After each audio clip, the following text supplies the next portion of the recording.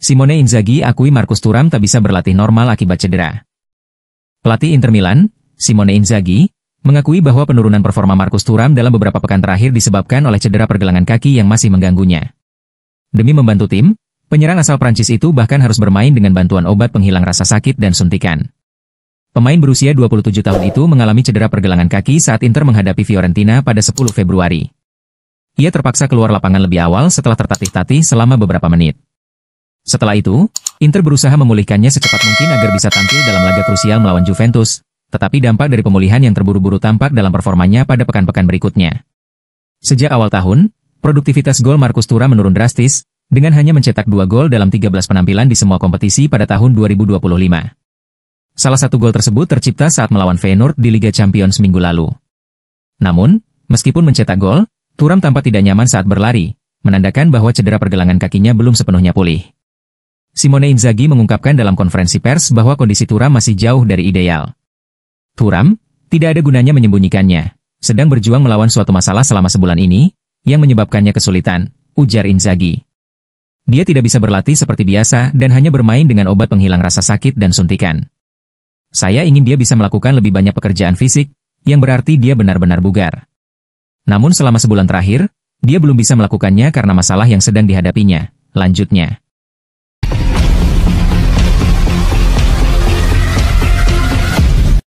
Inter siap perpanjang kontrak Pio Esposito hingga 2030 di tengah minat Man United. Inter bergerak cepat untuk mengamankan masa depan Pio Esposito di tengah ketertarikan dari klub-klub Premier League. Menurut laporan dari Alfredo Pedula, Leicester City dan Manchester United telah mengamati perkembangan penyerang berusia 18 tahun itu dalam beberapa bulan terakhir. Potensinya yang terus berkembang membuatnya menarik perhatian klub-klub besar Eropa, tetapi Inter tidak ingin kehilangan salah satu bakat terbaik dari akademi mereka. Sebagai langkah antisipasi, Nerazzurri telah menyiapkan perpanjangan kontrak hingga 2030 dengan kenaikan gaji yang mencerminkan statusnya sebagai pemain muda prospektif. Inter masih harus melanjutkan negosiasi terkait perpanjangan kontrak Francesco Pio Esposito. Saat ini, penyerang muda tersebut memiliki kontrak hingga 2027 dengan gaji sebesar 0,3 juta euro per tahun. Nerazzurri ingin memperpanjang kontraknya hingga 2029 atau 2030, namun kesepakatan masih jauh dari kata final. Menurut laporan Simone Togna, Pio Esposito meminta hampir 2 kali lipat dari tawaran yang diajukan Inter. Meskipun pihak sang pemain terbuka untuk memperpanjang kontrak, mereka menuntut kesepakatan yang lebih menguntungkan, menyadari nilai dan potensi besar klien mereka. Sebelumnya, sempat beredar kabar bahwa kesepakatan telah tercapai, tetapi informasi tersebut ternyata tidak akurat. Proses negosiasi masih berjalan, dan diperlukan pembicaraan lebih lanjut antara kedua belah pihak untuk mencapai kesepakatan yang memuaskan.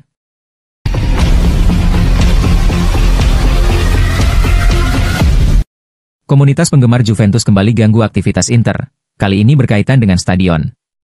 Fondazione Identità Bianconera, yang merupakan komunitas penggemar Juventus kembali mengganggu aktivitas Inter. Setelah sebelumnya mereka melaporkan akuntabilitas keuangan Inter untuk mendaftar di Serie A, dengan hasil kecurigaan mereka terbukti tidak benar, dan paling terbaru mereka melaporkan dugaan blasfemi, penistaan agama, terhadap Kapten Inter, Lautaro Martinez, yang kasus ini masih dalam investigasi. Kali ini, komunitas para penggemar Juventus ini telah mengajukan permintaan kepada Corte dei Conti Lombardia untuk melakukan pengawasan mendesak terhadap proses penjualan Stadion San Siro. Langkah ini diambil setelah adanya laporan bahwa AC Milan dan FC Internazionale Milano sebagai pengelola stadion telah diminta oleh Wali Kota Milano untuk secara resmi mengajukan ketertarikan dalam pembelian stadion. Menurut laporan, jika kedua klub gagal atau terlambat memberikan respons, pemerintah Kota Milano siap untuk membuka proses lelang publik, memungkinkan pihak lain untuk ikut serta dalam pembelian stadion ikonik tersebut. Fondazione Identità Bianconera, yang beranggotakan para profesional dari berbagai bidang hukum, bisnis, dan komunikasi, menyampaikan bahwa laporan mereka ke pengadilan akuntan bertujuan untuk mengawasi beberapa aspek penting dalam proses penjualan San Siro. Fondazione Identità Bianconera mengklaim bahwa sejumlah pihak baik politik maupun non-politik juga mempertanyakan keakuratan estimasi yang digunakan dalam penjualan San Siro. Keputusan pemerintah kota untuk memperluas area komersial dan pameran di sekitar stadion juga menjadi salah satu aspek yang dipertanyakan oleh asosiasi tersebut. Dengan laporan ini, Fondazione Identità Bianconera berharap Corte dei Conti Lombardia dapat segera melakukan audit serta pengawasan lebih ketat untuk memastikan proses penjualan San Siro berlangsung adil, transparan, dan sesuai dengan nilai pasar sebenarnya.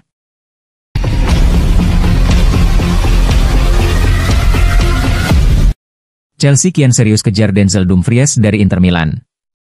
Chelsea dikabarkan semakin serius dalam mengejar Denzel Dumfries dari Inter Milan menjelang bursa transfer musim panas.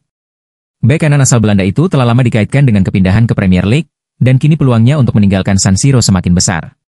Menurut laporan Fichajes, Chelsea bukan satu-satunya klub Inggris yang berminat pada Denzel Dumfries. Arsenal dan Manchester United juga tertarik untuk mendapatkan tanda tangannya. Inter Milan dikabarkan menetapkan harga sekitar 50 juta euro bagi klub yang ingin merekrut pemain berusia 28 tahun tersebut. Sehari setelah saya menandatangani kontrak dengan Chelsea, saya mengirim Reg sebuah video tentang bagaimana saya melihatnya sebagai seorang gelandang. Ini bukan pemikiran baru, bahkan sebelum saya bertemu dengannya untuk pertama kalinya, saya sudah memiliki rencana ini. James sudah 2 kali dimainkan sebagai gelandang musim ini, dan jika Maresca terus mempertahankannya di posisi tersebut, The Blues akan membutuhkan bek kanan baru. Hal ini menjadikan Dumfries sebagai target utama untuk menggantikan peran James di sektor pertahanan. Chelsea telah mengalami kendala di posisi bek kanan dalam beberapa musim terakhir karena seringnya Reece James mengalami cedera. Jika Maresca benar-benar mengubah peran James menjadi gelandang, klub membutuhkan sosok yang bisa langsung mengisi kekosongan di lini belakang. Dumfries memiliki pengalaman di level tertinggi bersama Inter Milan dan timnas Belanda, serta dikenal sebagai bek sayap dengan kemampuan menyerang yang kuat. Jika The Blues berhasil mengamankan jasanya, ia bisa menjadi solusi jangka panjang bagi tim di posisi bek kanan.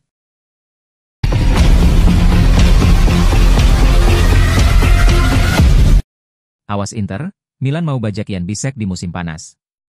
AC Milan dikabarkan tertarik untuk mencoba membajak bek muda Inter Milan, Jan Bisek, pada jendela transfer musim panas mendatang. Menurut laporan Fichajes.net, AC Milan tengah mencari tambahan di lini pertahanan untuk musim depan dan secara mengejutkan mengincar Jan Bisek, bek muda milik Inter Milan. Rossoneri ingin membuat pernyataan tegas dengan merekrut salah satu prospek menjanjikan dari rival sekota mereka. Perkembangannya di Inter telah menarik perhatian beberapa klub, namun Milan tampaknya menjadi yang paling serius dalam upaya merekrutnya. Di usia 24 tahun, bek tengah asal Jerman ini telah menunjukkan potensinya bersama Inter, tampil solid setiap kali mendapat kesempatan. Kemampuan bertahan yang kuat, keunggulan dalam duel udara, serta pemahaman taktik yang matang menjadikannya aset berharga di bawah asuhan Simone Inzaghi, meski belum menjadi starter reguler. Menyadari bahwa ia masih bisa berkembang lebih jauh, Milan siap mengajukan tawaran besar untuk membawanya ke San Siro. Jika transfer ini terwujud, kepindahan Bisek dari satu klub Milan ke klub lainnya dipastikan akan memicu kontroversi di kalangan supporter. Jarang ada pemain muda berbakat yang berani menyeberang dalam salah satu rivalitas paling panas di sepak bola Eropa. Namun, jika Milan memberikan tawaran menarik dan Inter tidak dapat menjamin peran lebih besar dalam skuad, sang bek mungkin akan mempertimbangkan untuk berganti seragam. Dewan Direksi Rossoneri telah menyusun strategi untuk membujuk sang pemain dan klubnya.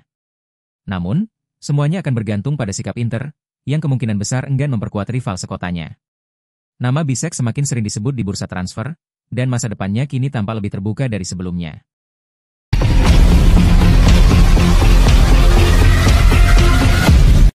Simone Inzaghi dianggap kurang diapresiasi oleh manajemen Inter. Jurnalis Italia Fabrizio Biasin menilai Simone Inzaghi telah menjaga Inter tetap kompetitif meski tanpa mendapat dukungan transfer seperti ketika Jose Mourinho membangun timnya. Dalam wawancara di Chiamarsi Bomber, Biasin memuji kinerja Inzaghi dan menyoroti keterbatasan yang dihadapinya dibandingkan para pelatih sebelumnya. Simone Inzaghi mengambil alih kursi pelatih Inter pada musim panas 2021, menggantikan Antonio Conte. Saat itu, kondisi keuangan Nerazzurri tengah sulit, yang menyebabkan kepergian beberapa pemain kunci. Inzaghi pun sadar bahwa ia harus kehilangan bintang-bintang besar tanpa banyak sumber daya untuk menggantikan mereka. Pada musim panas pertamanya, Inter menjual Achraf Hakimi dan Romelu Lukaku, serta melepas sejumlah pemain lain dalam beberapa tahun terakhir. Meski demikian, Inter tetap mampu bersaing di level tertinggi, dengan mengandalkan transfer gratis dan perekrutan dengan biaya minim. Biasin menilai bahwa Inzaghi berhak merasa kecewa dengan kurangnya apresiasi atas pekerjaannya di Italia. Pengakuan terhadap Inzaghi justru datang dari luar Italia, bukan dari dalam negeri. Di sini, orang-orang langsung menyalahkan Inzaghi jika ia tidak menang dalam satu pertandingan. Mereka lebih banyak membicarakan wasit. Ia juga menyoroti statistik gemilang Inzaghi selama menangani Inter. Dalam 200 pertandingan, ia mencatat 133 kemenangan dengan rata-rata 2,18 poin per laga. Ia memiliki persentase kemenangan tertinggi untuk seorang pelatih dalam sejarah Inter, ungkap Biasin. Selain itu, keberhasilan Inter di Liga Champions di bawah asuhan Inzaghi telah mendatangkan tambahan pendapatan sebesar 100 juta euro ke kas klub. Lebih lanjut, Biasin menekankan bahwa selama 3,5 tahun terakhir, Inzaghi harus bekerja dengan skuad yang dibangun tanpa dukungan seperti pelatih Inter sebelumnya. Mourinho memiliki tim dengan pemain-pemain yang secara total berharga ratusan juta euro saat ia meraih sukses di Inter, ujarnya. Dengan kontribusi besar yang telah diberikan, Biasin menegaskan bahwa perpanjangan kontrak Inzaghi harus segera diselesaikan oleh manajemen Inter.